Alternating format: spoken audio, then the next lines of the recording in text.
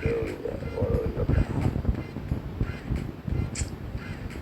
কিন্তু কি করি?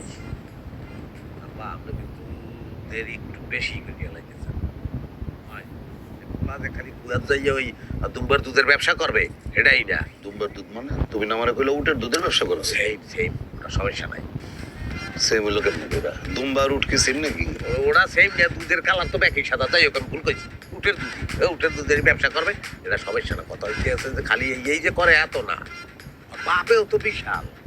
মনে করেন আমরা তো আমাকে বাড়ি গেছে, হ্যাঁ, কি কমু আপনার বলতে গেলে যে একটা গ্রাম এক্সট্রা ওর কে না।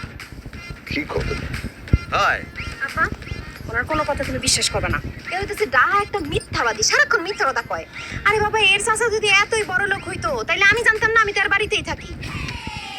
হয় গরিব, আমার চাচা তো গরিব। গরিব আমারে কইতে পারো, আমার চাচারে কইতে পারো? এরা গরিব, কেউ কোনোদিন কইছে গো গরিব? আব্বা আর কথা আপনি বিশ্বাস করেন? তোমার শ্বশুর বাড়ির লোকেরা রাস্তায় মারামারি করতে আছে।